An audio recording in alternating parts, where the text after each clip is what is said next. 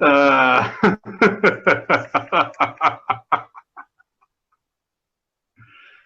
E aí? Tudo bem, Zé?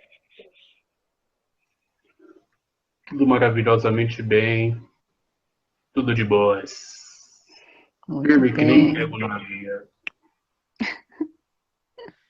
Bom, nós estamos então, Livro dos Espíritos, livro 2, primeiro capítulo. Estamos falando da escala de classificação espiritual.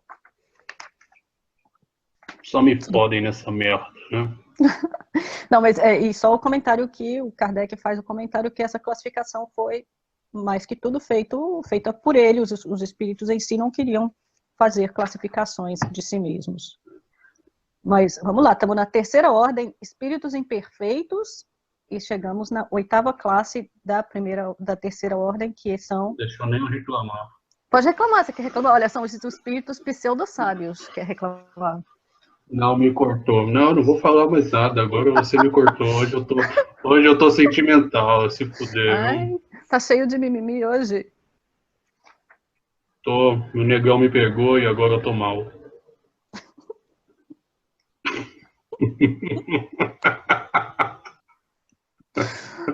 Disseram que tudo que eu sei não importa mais. Eu tô triste. Sim, o espírito pseudo-sábios. Pois é, tava brincando. Podemos prosseguir. Pois é, então, os espíritos pseudo-sábios dispõem de conhecimentos bastante amplos, porém, creem saber mais do que realmente sabem. Tendo realizado alguns progressos sob diversos pontos de vista, a linguagem deles aparenta um cunho de seriedade, de natureza a iludir com respeito às suas capacidades e luzes. Mas, em geral, isso não Estão passa... falando do Marabô, olha só. Mas, em geral, isso não passa de reflexo dos preconceitos e ideias sistemáticas que nutriam na vida terrena. É uma mistura de algumas verdades com os erros mais polpudos, através dos quais penetram a presunção, o orgulho, o ciúme e a obstinação de que ainda não puderam Meu Deus. despir-se. Puta que pariu. Ahn, Quando você pergunta para o intelectual para que ele dê uma opinião sobre outro intelectual ou sobre uma obra literária, você o questiona e ele, por si só, vai falar: eu não posso emitir uma opinião porque não li um só livro, tampouco conheço a pessoa sobre a qual você me questiona, sobre o que você fala ou algo do tipo. Como eu posso distinguir uma classe de espíritos diante de uma percepção sobre um certo padrão de comportamento ou expressão, aonde eu não tenho nem ideia sobre a quantidade de espíritos, a expressão de espíritos, o conceito do que é espírito, tampouco a expressão desse orbe a nível da que nós hoje trazemos como espiral da consciência, né? Dentro da base do que significa pseudo. Pseudo, de origem grega, vem literalmente de mentira ou falsidade. Porém, a mesma falsibilidade que nós podemos trazer dentro de um padrão analítico já desconfigura, destroça tal argumento. Tá acompanhando? Olha que hoje eu tô triste. E disseram que eu sou pseudo, sabe? Mas olha, essa classificação classifica, somos todos espíritos, Todo então mundo. classifica todo mundo. Não, mas olha pelo sentido. Pseudo-sábio é aquele que acha que sabe, tem certas evoluções, mas se ilude pelo que vê. Se ninguém vê porra nenhuma porque o espectro é muito mais amplo do que o achismo, até mesmo dentro do que nós vemos, já explicamos que se nós enxergamos 16 horas, 4 horas é pura ilusão cerebral, eu acho que ele tá falando de todo mundo aí. O cara sabia de tudo aí.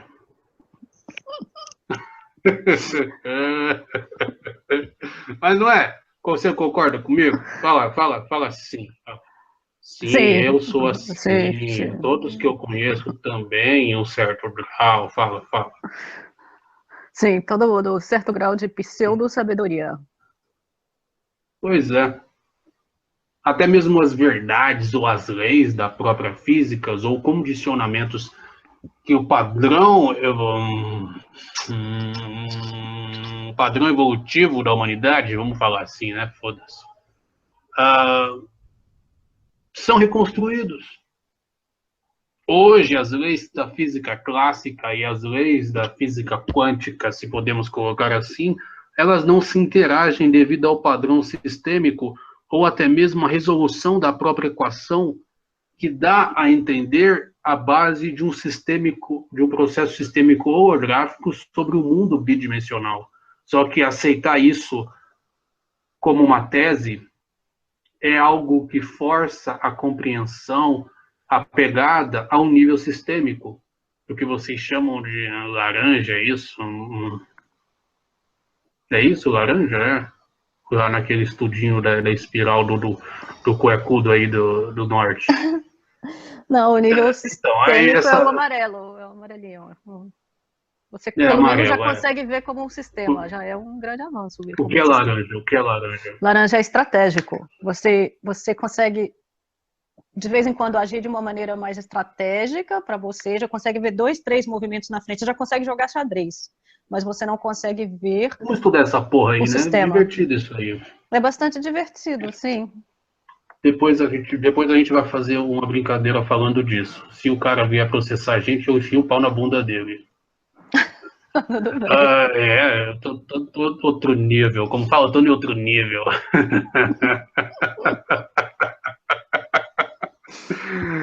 Enfim, podemos continuar. Eu acho que a gente deu uma boa introdução, meio que deu uma afirmação sobre o conteúdo e, ao mesmo tempo, desmentiu cada conteúdo. E se a gente faz nosso trabalho tão brilhantemente de confundir todo mundo, a gente está na linha certa.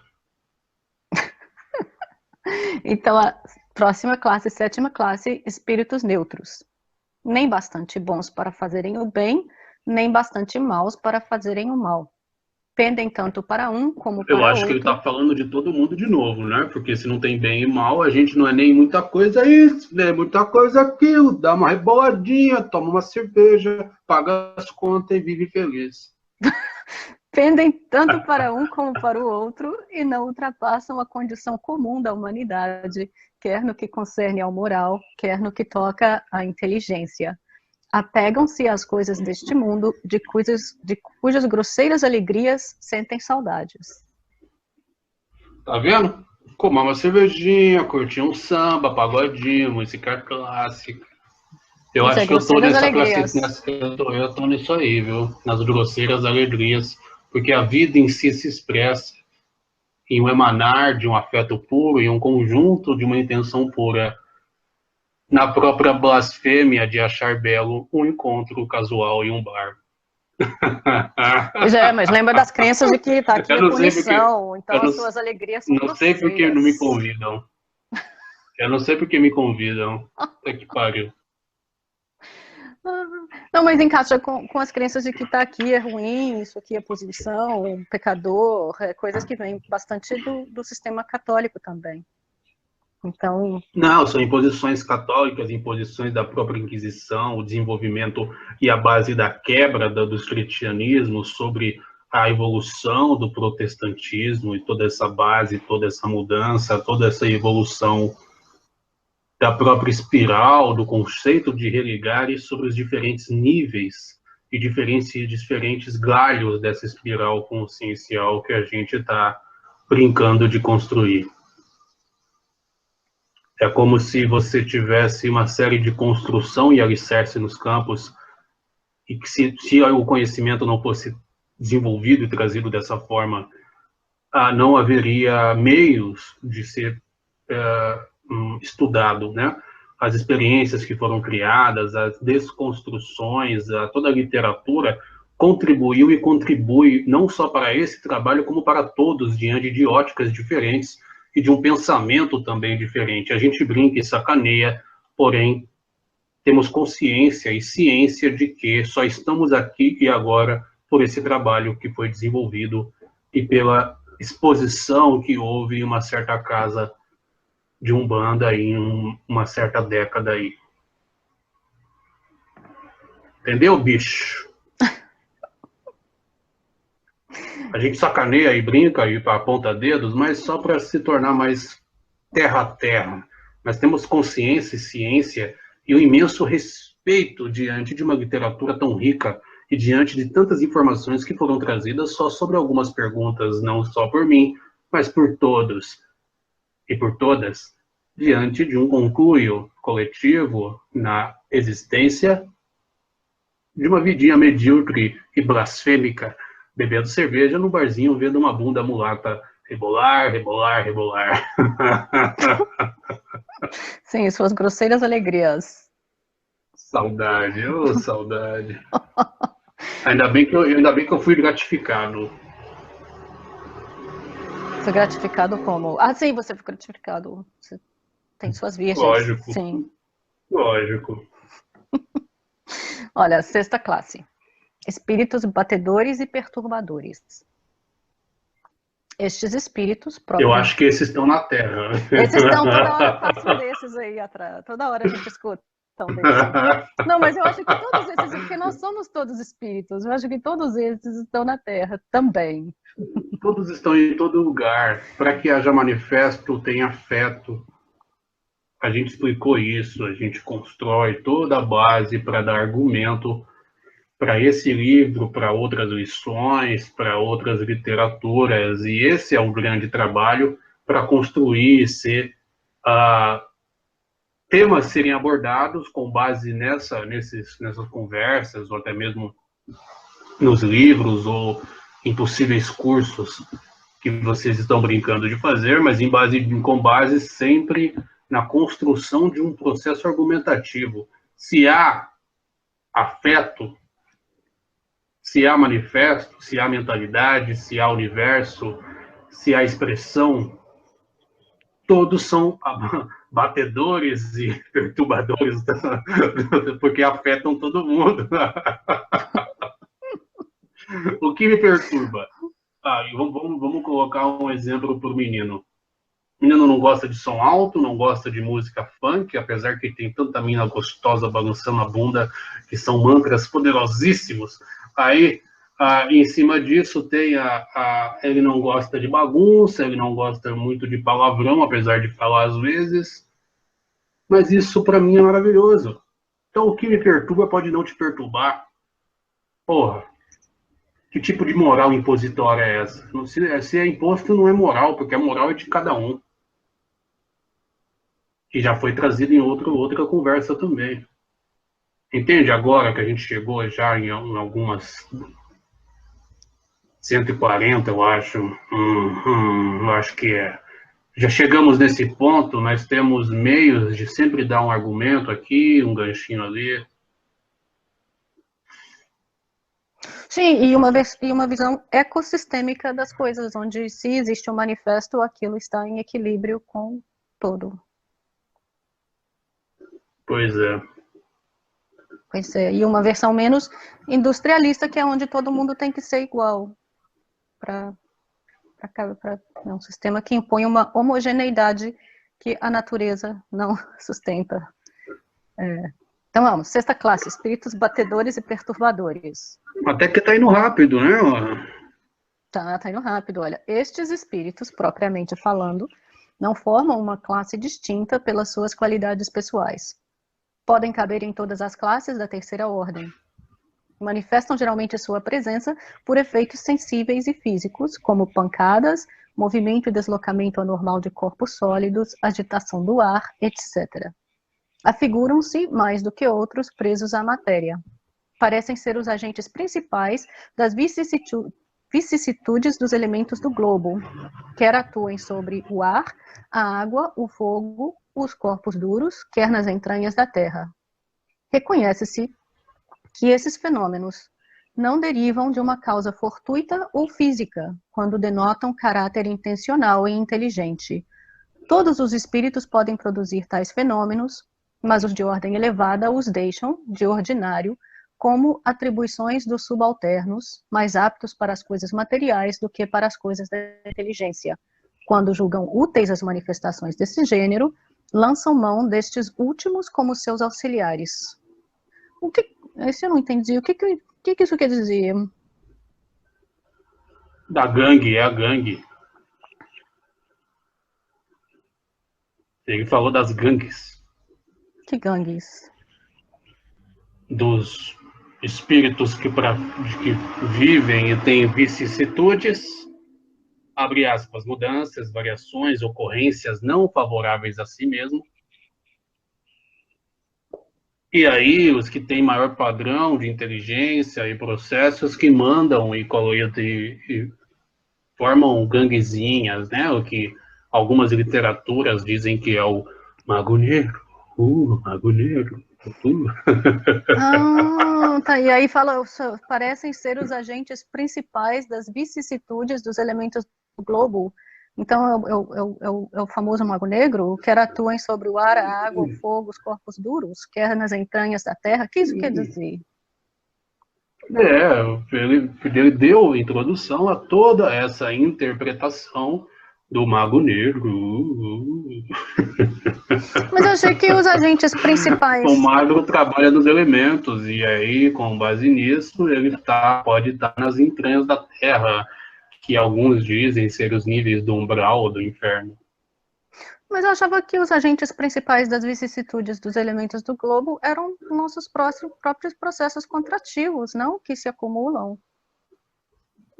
Pois é, isso é o que a gente está falando, né? Mas precisa de um algoz, né? Sim. Precisa do externo, de alguém que faz isso, né? Sim, porque sem o processo... É igual esse cara chamando Natália, ele é um batedor, espírito mago batedor negro e perturbador. maldito, puta que pariu, exatamente. Aí você tá agregando ao processo de magia dele, ó, se contraindo. Eu não. Foda-se, o ouvido nem é meu. Sem a contração coletiva, um agente só não afeta, não consegue afetar as vicissitudes dos elementos do globo, conseguiria? Não, né, mas assumir responsabilidade pelo que é mais duro do que apontar o dedo para um algoz, ou executor de uma pena de morte, ou penas corporais, tormentos. É mais fácil, sempre existiu, sempre foi assim, sempre teve o mal e o bem, mas as coisas estão mudando. Os vilões estão tendo suas razões. Olha eu aqui, eu sou um vilão, tô aqui falando das coisas da vida, do livro dos espíritos. Olha, você então, essa vida porque é muito engraçada. Você está evoluindo para a segunda ordem dos bons espíritos. Será? Eu acho que não. Sei. Você quer falar disso hoje? Ser bom espírito, nem ser mau espírito. Eu já passei dessas brincadeiras de bom espírito. Puta coisa chata. O mais gostoso. Você acha que tem um bom espírito? Fala pra mim. Não. Agora vamos entrar no papo legal. Tô até me ajeitando. Tem bom espírito? Fala pra mim. Mas é bom pra quê? Pois é, mas chega um espírito lá, bonito, cheio de luz. Você perguntar pra ele se ele é bom, ele vai dar risada de você.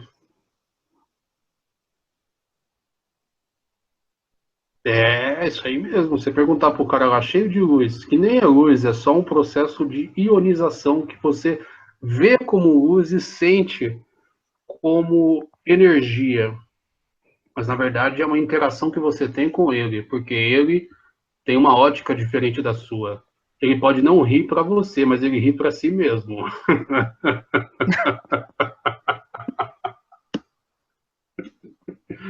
Ai. Entende? Como, eu vou ter uma visão, aí chega o espírito, quanta luz, quanta energia eu sinto. Na verdade, você sente a sua luz e a sua energia, porque isso se contrai com o espírito. Ninguém é mais do que ninguém, você só se deixa ser. Mas que você sente, então você sente a sua luz que você deixa emanar? Como é que Que é? Me entra conta mais. porque a afinidade faz com que você dê ao outro exatamente o que ele te dá, naturalmente. E como o processo dele entra em, se Simbiose. mistura com o seu, né? Eu não queria falar isso porque pode dar uma interpretação aos campos e aos leitores de que o espírito anjo lá que cai do céu pode fazer uma troca, uma coisa desse tipo, e não é isso que eu quero instigar nos campos, senão puxa minha orelha. Mas se mistura e eleva o seu padrão. E assim você dá para o espírito o que ele te dá. Porque ele só sente a ele mesmo, e você só sente a si mesmo. E como nós todos temos todos os potenciais possíveis, a ilusão da interação e da troca se manifesta. Entendi. Ah, entendi. Não, Oh! mas é porque o campo magnético dele está vibrando numa frequência mais alta, mas que tem que ter uma certa ressonância com a sua para existir afinidade, certo? Para existir interação, para que haja afeto. Ele te afeta, instigando em você o processo de se afetar. Porque se você não deixasse, ou você tivesse consciência, você não o faria. Eu digo uma consciência inata, um processo de ciência, ou ser ciência de si mesmo. Entende? Mas isso eleva a frequência vibracional do seu campo porque o campo dele está vibrando mais rápido. Sempre que um campo que Vocês vibra estão mesmo mais rápido, na mesma frequência de, dimensional, podemos dizer assim, ou na mesma realidade. sim, dentro de uma mesma faixa frequencial, sim, senão você não perceberia. Exatamente.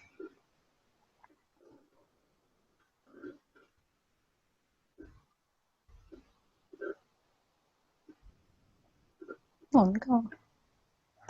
Entendi. Mas aí, vamos continuar no livro. Vamos continuar no livro. Não, você quer começar a outra parte? Vamos à segunda ordem, então?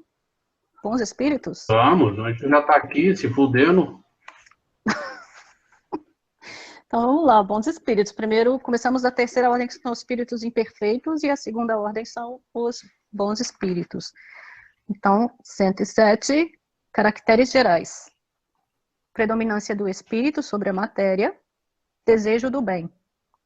Suas qualidades e poderes para o bem estão em relação com o grau de adiantamento que hajam alcançado. Uns têm a ciência, outros a sabedoria e a bondade. Os mais adiantados reúnem o saber às qualidades morais.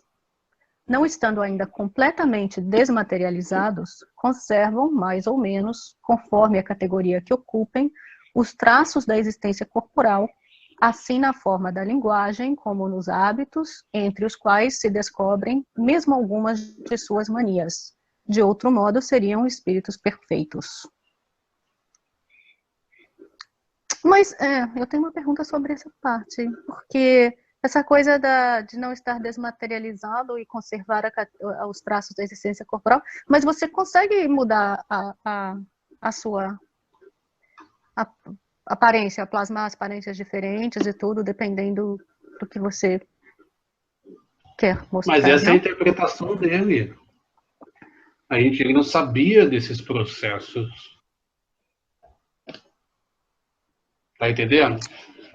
Estou entendendo. Então quer dizer que não. Porque realmente nessa época não estavam ainda nem falando nesse livro não se fala de projeções astrais e desses outros fenômenos, onde no astral dá para você brincar e ter aparência diferente e configurar o avatarzinho, ou aparecer como apenas uma luzinha, depende.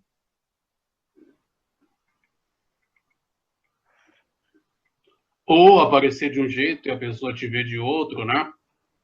Sim, porque projeta coisas assim. Bom, então vamos lá. Compreendem Deus e o infinito e já gozam da felicidade dos bons. São felizes pelo Puta bem que pariu. fazem. O quê? Compreendem Deus e o infinito. Caralho, eu quero entrar nessa aí, viu? Pois é, você tem que virar um espírito bom, então. Então não quero. Deus e o infinito, e já gozam da felicidade dos bons. Olha, você não estava lá, você está ainda com curseiras alegrias. São felizes. Tem uns bons séculos.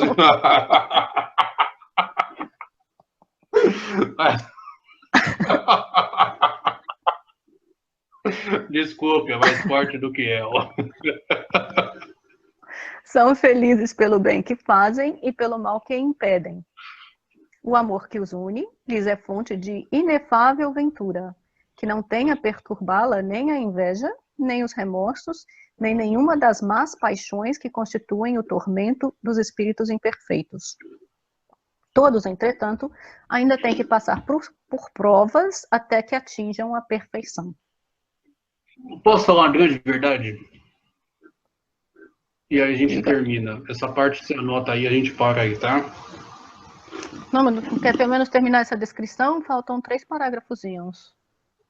Não, termina aí, depois eu falo. Olha, tudo bem.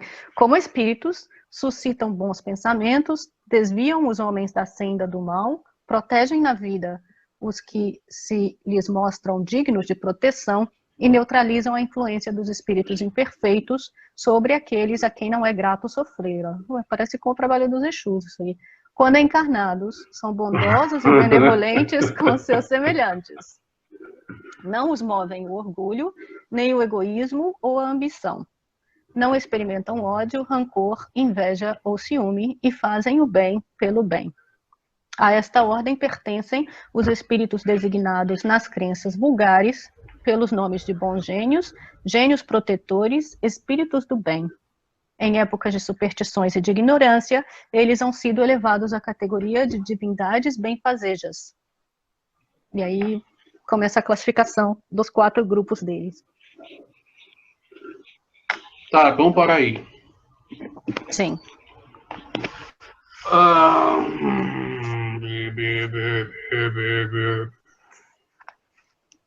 Olha, você ia falar uma coisa, você ia falar Na falar época, uma verdade. tô pensando do jeito que eu vou falar para não fuder. Campos. Exatamente. Ó, na época, a visão dos campos e os processos de interação e sustentação das informações estavam sendo firmadas para que houvesse um boom científico. Dentro desses parâmetros, dentro dessa mesma linha, do mesmo contexto histórico, houve o processo para o boom espiritual. Dentro do espiritismo, tá? Umbanda, candomblé, espiritismo e vários outros nomes que tem. Sim, as religiões mediúnicas. Não é muito religioso. Não, mas o menino não é muito religioso, então ele não sabe.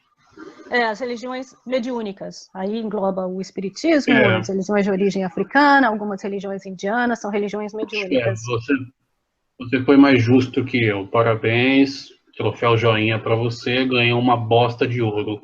Ó, o que ocorre? Exatamente. E daí, procura lá o que significa o cocôzinho lá. É sorte.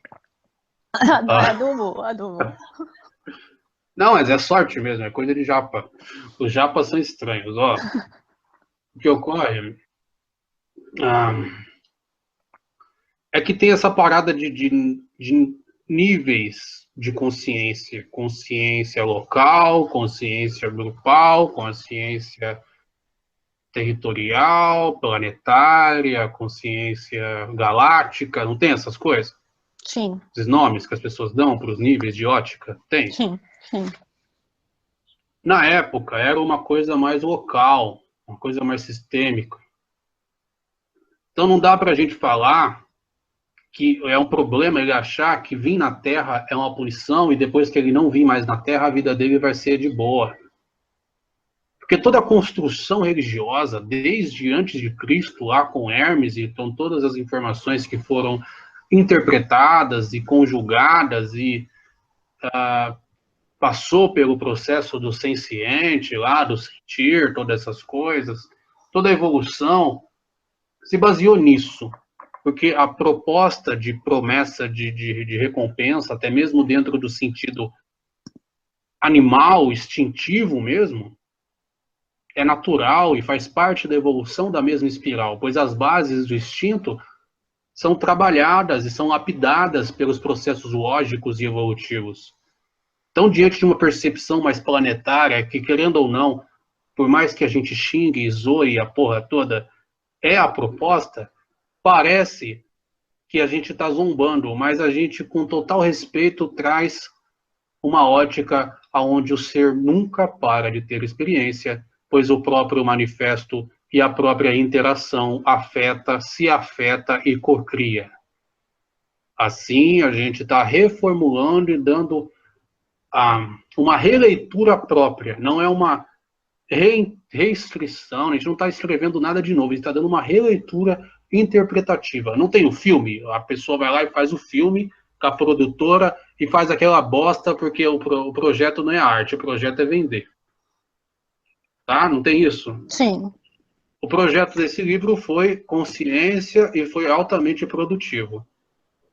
E agora, os seus espíritos aqui na sua pacata e opaca luz, tirando da fralda na cabeça, chega e coloca, você entendeu, e chega e coloca dá uma releitura com uma visão do diretor. Entende? Não é um remake, né? É uma releitura. Não tem, como o menino estava vendo ontem, Ben-Hur, não tem novo filme do Ben-Hur? Tem. Eles não fizeram um remake das filmagens, eles fizeram uma releitura do livro, não foi? Sim. É isso aí que a gente está fazendo. Está perfeito do jeito que está, mas a gente faz uma releitura para se enquadrar e as interpretações que dão combinarem mais com as baboseiras e as invenções desse menino.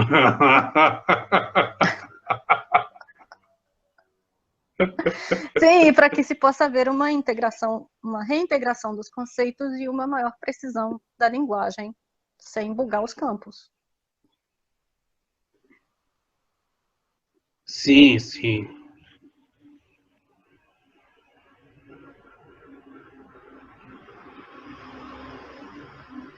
É isso aí. Tá tudo ótimo. Joinha. Não, muito bom. Qualquer pergunta, quem estiver escutando, qualquer pergunta, estamos aqui. Basta entrar em contato com a gente pelo WhatsApp, e-mail ou pelos comentários. É isso mesmo. Paz. Gratidão.